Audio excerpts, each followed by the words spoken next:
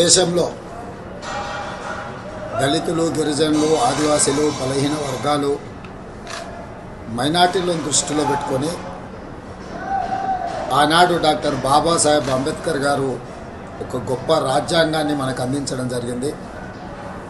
ఈ రాజ్యాంగం ద్వారా సంక్రమించిన ఎస్సీ, ఎస్టీ, బీసీ, మైనారిటీ రిజర్వేషన్లు విద్యా, ఉద్యోగ, ఉపాధి అవకాశాలలో వాళ్ళ అభ్యున్నతి కోసం కృషి చేస్తూ ఈనాడు వీళ్ళందరూ కూడా డాక్టర్లు, లాయర్లు, ఇంజనీర్లుగా, ఐఏఎస్, ఐపీఎస్లుగా రాణించి ఈ దేశం యొక్క ప్రగతిలో వాళ్ళు భాగస్వాములుగా ఉన్నారు.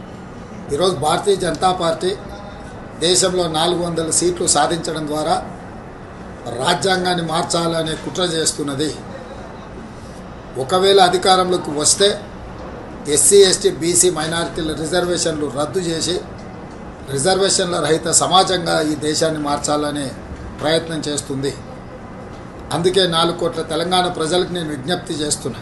తెలంగాణ సమాజం అందరూ కలిసికట్టుగా కాంగ్రెస్ పార్టీకి, శ్రీమతి సోనియా గాంధీ, శ్రీ మల్లికార్జున్ ఖర్గే గారు, శ్రీ రాహుల్ గాంధీ గారి నేతృత్వంలో ఎన్నికల బరిలో దిగిన ఇండియా కూటమిని గెలిపించడం ద్వారా ఎస్సీ, ఎస్టీ, బీసీ, మైనారిటీ రిజర్వేషన్లను కాపాడుకోవడం, మన రాజ్యాంగ స్ఫూర్తిని, డాక్టర్ బాబాసాహెబ్ అంబేద్కర్ గారు ఇచ్చిన ఆలోచన విధానాన్ని ముందుకు తీసుకెళ్ళాలి.